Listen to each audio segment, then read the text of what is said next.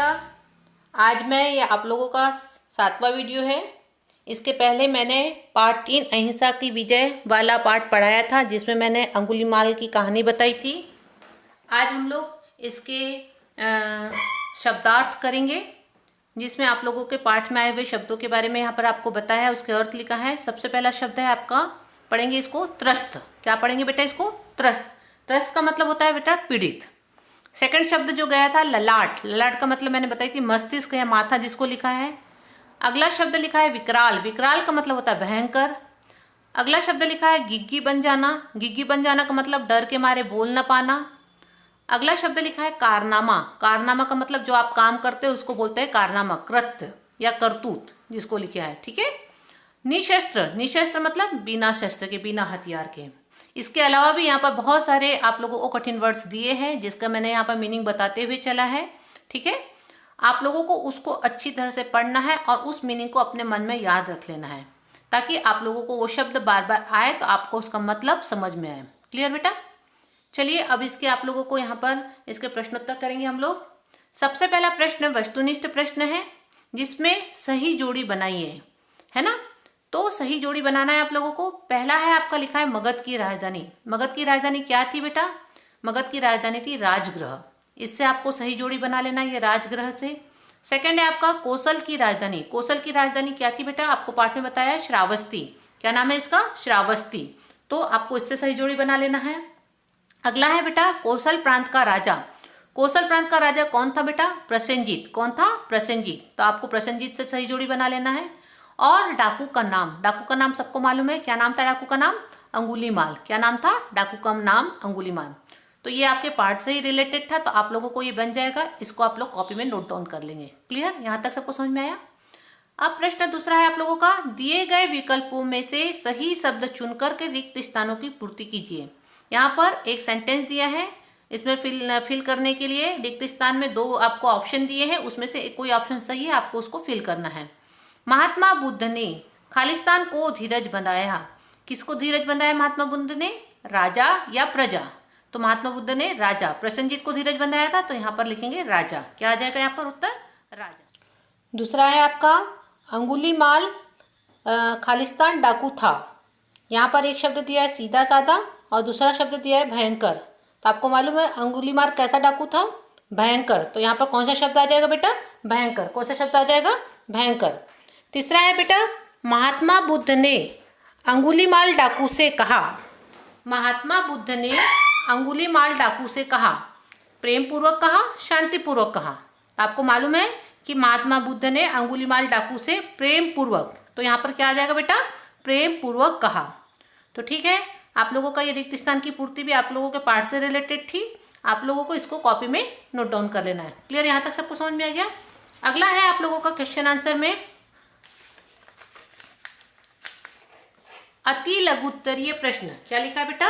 अति लघुत्तरीय प्रश्न। आपको पहला प्रश्न पूछा है बेटा अति लघुत्तरीय में, राजा प्रसेनजीत क्यों चिंतित थे? क्या लिखा है? राजा प्रसेनजीत क्यों चिंतित थे। ये मैंने आपको लिख करके दिया है यहाँ पर। राजा प्रसेनजीत क्यों चिंतित थे? आपको सबको मालूम है राजा प्रसेनजीत क्यों चिंतित थे? इसका उत्तर होगा बेटा राजा प्रसेनजीत अंगुलीमाल के अत्याचार से चिंतित थे। देखिए क्या लिखा है यहाँ पर, राजा प्रसेनजीत अंगुलीमाल के अत्याचार। अत्याचार कैसे लिखते हैं इसको देख लीजिए, अत्याचार से चिंतित थे। क्लियर? यहाँ तक सबको समझ में आया? सेकंड क्वेश्चन है आप लोगों का, महात्मा बुद्ध ने डाकू को कैसे पहचाना। आपको क्वेश्चन पूछा है महात्मा बुद्ध ने डाकू को कैसे पहचाना। आपने उत्तर लिखा है इसका, महात्मा बुद्ध ने डाकू को उसके भयंकर, कौन सा शब्द है ये? भयंकर रूप से पहचाना। आपको बताया है कि वो बहुत ऊंचा पूरा था, काला था, मोटा था, है ना। तो ये उसका कौन सा रूप था? भयंकर रूप था। तो इसीलिए लिखा है महात्मा बुद्ध ने डाकू को उसके भयंकर रूप से पहचाना। क्लियर? यहाँ तक सबको समझ में आया? अगला क्वेश्चन है आपका, ठहर जा किसने किससे कहा। इस जब ये पढ़ रहे थे पाठ तब भी मैंने बताया था, ठहर जा किसने किससे कहा था? ठहर जा अंगुलीमाल ने महात्मा बुद्ध से कहा था। अंगुलीमाल ने किससे कहा था? महात्मा बुद्ध से कहा था। क्लियर? यहाँ तक सबको समझ में आया? चौथा है आपका, महात्मा बुद्ध के चेहरे पर सदैव मुस्कान क्यों रहती थी। क्या लिखा है क्वेश्चन? महात्मा बुद्ध के चेहरे पर सदैव मुस्कान क्यों रहती थी। क्यों रहती थी? अपने ज्ञान के कारण। महात्मा बुद्ध सर्वज्ञानी थे, उनको सब चीज मालूम थी, तो अपने ज्ञान के कारण महात्मा बुद्ध के चेहरे पर सदैव मुस्कान रहती थी। क्या उत्तर होगा इसका? अपने ज्ञान के कारण महात्मा बुद्ध के चेहरे पर सदैव मुस्कान रहती थी। तो ये आपके 4 अति लघुत्तरीय प्रश्न थे। इसको आपको कॉपी में नोट डाउन करना है। क्लियर? यहाँ तक सबको समझ में आया? अब अगला क्वेश्चन हम लोग देखते हैं, लघुत्तरीय प्रश्न। लघुत्तरीय प्रश्न में आप लोगों को पहला क्वेश्चन पूछा है बेटा, डाकू का नाम अंगुलीमाल क्यों पड़ा? क्यों पड़ा था आपको सबको मालूम है? क्योंकि डाकू क्या करता था? वो बहुत सारे लोगों को मारता था। वो उसने ये प्रतिज्ञा ली थी कि मैं 1000 लोगों को मारूंगा, और उसको वो गिनने में परेशानी होती थी, तो जो लोगों को मारता था उसकी अंगुली काटता था और उसकी माला बना करके पहन लेता था। इसीलिए उसका नाम क्या पड़ा था? अंगुलीमाल पड़ा था। तो इसको हमने शॉर्टकट में लिखा है, डाकू लोगों को मार करके, क्या लिखा है? डाकू लोगों को मारकर उसकी एक अंगुली काट लेता था और उसकी माला बनाकर अपने गले में डाल लेता था। क्या करता था डाकू? डाकू लोगों को मारकर उसकी एक अंगुली काट लेता था और उसकी माला बनाकर अपने गले में डाल लेता था। इस कारण डाकू का नाम अंगुलीमाल पड़ा। इस कारण डाकू का नाम क्या पड़ा बेटा? अंगुलीमाल पड़ा। ठीक है, यहाँ तक सबको समझ में आया? अगला क्वेश्चन है, पहरेदार के रोकने पर भी महात्मा बुद्ध जंगल में क्यों प्रवेश कर गए? पहरेदार ने रोका था, आपको मालूम है, राजा के जो पहरेदार थे, जब महात्मा जंगल में जा रहे थे तो पहरेदार ने उनको रोका था। तो क्यों रोका था? इसका उत्तर है, पहरेदार के रोकने पर महात्मा बुद्ध ने जंगल में प्रवेश किया क्योंकि वे जानते थे कि डाकू मेरा कुछ बिगाड़ नहीं सकता, और महात्मा संसार के कष्टों को देखकर दुखी होते थे और उसका निवारण करना चाहते थे। आपको सबको मालूम है ना कि महात्मा राजा का कष्ट को देखे थे और उसका निवारण करना चाहते थे, इसीलिए पहरेदार के रोकने पर भी महात्मा बुद्ध जंगल में गए। फिर से मैं इसका आंसर पढ़ रही हूँ, पहरेदार के रोकने पर महात्मा बुद्ध ने जंगल में प्रवेश किया क्योंकि वे जानते थे कि डाकू मेरा कुछ बिगाड़ नहीं सकता, और महात्मा संसार के कष्टों को देखकर दुखी होते थे और उसका निवारण करना चाहते थे। ठीक है, यहाँ तक सबको समझ में आया? अगला क्वेश्चन है, महात्मा बुद्ध जंगल में जाते समय क्या विचार कर रहे थे? क्या विचार कर रहे थे? महात्मा बुद्ध क्या विचार कर रहे थे? अभी हम लोग ने इसका अपन लोगों ने सप्रसंग व्याख्या भी की थी। तो इसका आंसर है बेटा, महात्मा बुद्ध जंगल में जाते समय विचार कर रहे थे कि आदमी आदमी को क्यों मारता है। क्वेश्चन मार्क आएगा यहाँ पर। क्या लिखा है? इसको अब इंटू इन्वर्टेड कॉमा में लिखना है, आदमी आदमी को क्यों मारता है, जीव जीव को देखकर प्रसन्न क्यों नहीं होता। यही विचार कर रहे थे ना महात्मा। तो हमने लिखा है, महात्मा बुद्ध जंगल में जाते समय विचार कर रहे थे कि आदमी आदमी को क्यों मारता है, जीव जीव को देखकर प्रसन्न क्यों नहीं होता।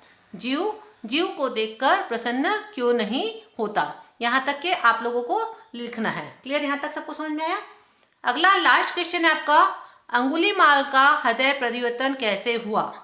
आपको मालूम है कि जब उन्होंने महात्मा ने उनको प्रेम पूर्वक समझाया कि तुम कब ठहरोगे, मतलब तुम अत्याचार करना कब छोड़ोगे, तब उसको समझ में आई बात और उसने फिर अपना हृदय परिवर्तन किया। तो ये चीज इसको लिखा है, महात्मा बुद्ध ने अंगुलीमाल को शांतिपूर्वक प्रेम का उपदेश दिया।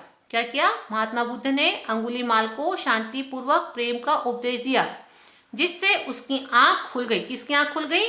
अंगुलीमाल की आंख खुल गई। जिससे उसकी आंख खुल गई, उसके मन से क्रूरता की भावना हट गई और उसने बुद्ध के चरणों में गिरकर महात्मा बुद्ध का शिष्य बन गया। और वह, उसने की जगह लिख लेते हैं, और वह बुद्ध के चरणों में गिरकर महात्मा बुद्ध का शिष्य बन गया। और वह बुद्ध के चरणों में गिरकर महात्मा बुद्ध का शिष्य बन गया। इस प्रकार अंगुलीमाल का हृदय परिवर्तन हुआ। फिर से पढ़ रही मैं ये क्वेश्चन, अंगुलीमाल का हृदय परिवर्तन कैसे हुआ? मैंने लिखा है यहाँ पर, महात्मा बुद्ध ने अंगुलीमाल को शांतिपूर्वक प्रेम का उपदेश दिया। यहाँ तक सबको समझ में आया? जिससे उसकी आंख खुल गई। ठीक है, उसके बाद है, उसके मन से क्रूरता की भावना हट गई और वह बुद्ध के चरणों में गिरकर महात्मा बुद्ध का शिष्य बन गया। ठीक है, यहाँ तक समझ में आया? इस प्रकार अंगुलीमाल का हृदय परिवर्तन हुआ। ठीक है बेटा, तो ये 4 क्वेश्चन है आप लोगों के लघु उत्तरीय प्रश्न। लघु उत्तरीय प्रश्न में आप लोगों को एक से ज्यादा वाक्य में उत्तर लिखना होता है।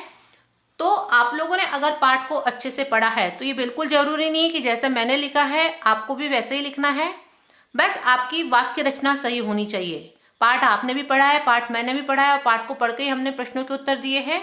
तो अगर आप पाठ समझ चुके हैं तो आप अपने मन से भी सही वाक्य रचना का लिखते हुए अपने प्रश्नों को, अपने यानी उत्तर को अपने मन से लिख सकते हैं। बिल्कुल जरूरी नहीं है कि जैसा मैंने लिखा है वैसा ही लिखना है, बस बात सही होना चाहिए, यानी जो उसका उत्तर है सटीक होना चाहिए। क्लियर? तो ये आपके अति लघु उत्तरीय प्रश्न हो गए बेटा। अब इसके बाद आप लोगों को भाषा की बात बताया है, तो बोलिए और लिखिए। यहाँ पर जो शब्द है इसको बोल बोल के लिखना है। पहला प्रतिभा, सेकंड शब्द है त्रस्त, त्रस्त, थर्ड शब्द है त्राही त्राही, अगला शब्द है युक्ति और है निशस्त्र। प्रतिभा का मतलब होता है बेटा कि आप में क्या प्रतिभा है, आप में क्या प्रतिभा का मतलब है कि आप में कौन से ऐसे गुण हैं। त्रस्त हो जाना मतलब परेशान हो जाना, त्राही त्राही मतलब नष्ट कर देना, त्राही त्राही मचा देना, नष्ट कर देना, इधर सर्वनाश करना, उसको बोलते हैं त्राही त्राही करना। युक्ति, युक्ति का मतलब होता है आपने कौन सी युक्ति अपनाई, मतलब कौन सी चीज ऐसी अपनाई। युक्ति मतलब उसको अगर हिंदी में बोलेंगे तो कौन से ऐसी चीज अपनाई जिसको बोलते हैं युक्ति। निशस्त्र मतलब बिना शस्त्र के, निशस्त्र का मतलब होता है बिना शस्त्र के। यहाँ तक सबको समझ में आ गया। अगला है सही वर्तनी पर गोला लगाइए। यहाँ पर आप लोगों के पास अलग अलग शब्द, मिलते जुलते शब्द दिए हैं, लेकिन उसमें से कोई एक शब्द सही है जिसको आपको गोला लगाना है। तो इसमें आप लोगों को जो राजा का नाम था, वो राजा का नाम क्या था? प्रसेनजीत। कौन सा नाम था ये? प्रसेनजीत। इसको आपको सही लिखना है। ये भी प्रसेनजीत लिखा है, लेकिन इसमें ज पर छोटी की मात्रा अलग से नहीं लगाया, इसलिए ये गलत है। ये वाला प्रसेनजीत आप लोगों का सही है। क्लियर यहाँ तक? तो इसको आपको सर्कल कर देना है। अगला है वर्तमान, वर्तमान, वर्तमान, वर्तमान, वर्तमान, ऐसा आपको लिखा है। तो इसमें जो वर्तमान जो शब्द है इसको आपको सर्कल कर लेना है। यहाँ तक सबको समझ में आ गया। क्वेश्चन नंबर 3 है आप लोगों का, निम्नलिखित शब्दों का वाक्यों में प्रयोग कीजिए। यहाँ पर आपको कुछ शब्द आपके लेसन में आए हैं, आपके पाठ में आए हैं। इन शब्दों के वाक्य में आपको प्रयोग करना है। पहला शब्द आप लोगों को दिया है धीरज। कौन सा शब्द दिया है बेटा? धीरज। धीरज का मतलब होता है बेटा कि धैर्य रखना। तो आपको इसका वाक्य बनाना है। तो मैंने वाक्य बनाया यहाँ पर, संकट आने पर हमें धीरज से काम करना चाहिए। संकट का मतलब होता है कष्ट या हमारे मन मुताबिक नहीं होना, तब हमको कैसे करना चाहिए? धीरज से काम करना चाहिए। तो ये वाक्य बना है, संकट आने पर हमें धीरज से काम करना चाहिए। ठीक है, और पूर्ण विराम लगाना। ये वाक्य पूरा हो गया है तो आपको पूर्ण विराम लगाना है। सेकंड शब्द दिया था आपको सावधान। सावधान का मतलब होता है बेटा सतर्क। तो शत्रु से हमें सदैव सावधान रहना चाहिए। सावधान का मतलब क्या है? जैसे सतर्क रहना है। तो हमें क्या लिखा है इसका वाक्य? शत्रु से सदैव सावधान रहना चाहिए। ठीक है, यहाँ तक सबको समझ में आया। अगला है बेटा चीख पुकार। चीख पुकार का मतलब होता है शोरगुल, चीख चिल्लाहट होना। क्यों चीख चिल्लाहट होती है? जब कोई चीज हो जाती है, अनहोनी हो जाती है, तो अब चीख पुकार होती है ना। तो मैंने लिखा है आग लगने पर लोगों में चीख पुकार मच गई। अगर आग लग गई है तो लोग चीख पुकारते हैं ना, शोरगुल हो जाता है ना, तो उसी को लिखा है आग लगने पर लोगों में चीख पुकार मच गई। ठीक है, यहाँ तक सबको समझ में आया। अगला शब्द है चिंता। चिंता मतलब आप लोग अगर कुछ चीज आपको कोई टेंशन है, आपको टेंशन का मतलब कि कोई चीज आपके मन मुताबिक नहीं हो रहा, तो उस चीज वही चीज इंसान बार बार सोचता है, तो वही उसको कहते हैं चिंता। तो लिखा है चिंता चिता का कारण बनती है। चिता का कारण मतलब मौत का कारण बनती है। अगर आप लोग बहुत ज्यादा चिंता करेंगे तो आपकी तबीयत गड़बड़ होगी और आपको परेशानी होगी। तो इसीलिए लिखा है चिंता चिता का कारण बनती है। यहाँ चिंता शब्द है और ये चिता शब्द है।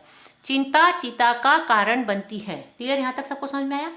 अगला है बेटा दृष्टि। दृष्टि का मतलब होता है देखना। हमें दया की दृष्टि रखनी चाहिए। क्या रखना चाहिए?